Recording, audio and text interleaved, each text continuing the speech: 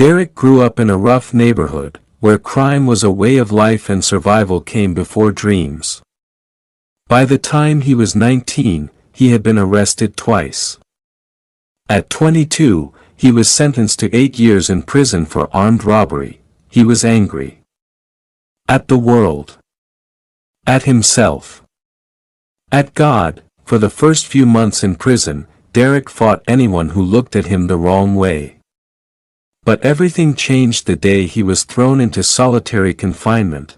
There, in that tiny, dark cell, he found a tattered Bible left behind by a former inmate.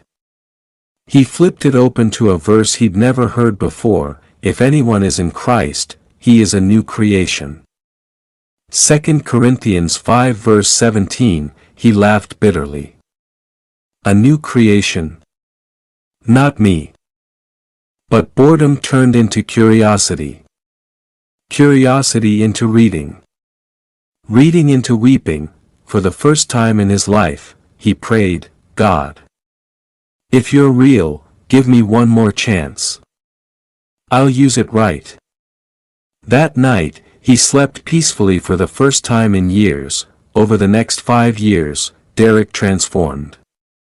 He joined Bible study, earned a theology diploma through correspondence, and began preaching to fellow inmates. His words weren't fancy, but they were real. "I'm not a preacher because I know everything," he said once.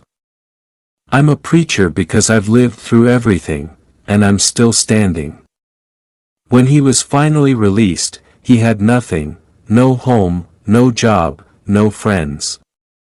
But he had peace. He started a small Bible fellowship under a tree in his old neighborhood.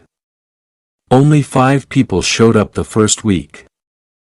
But by month 6, there were 150. Former gang members, drug addicts, prostitutes, all drawn by the story of a man who changed behind bars. Today, Derek runs a ministry called Second Birth.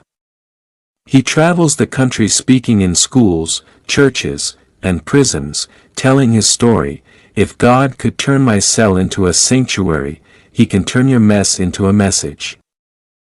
Life lesson: your past doesn't disqualify you. In God's hands, your lowest point can become your loudest testimony.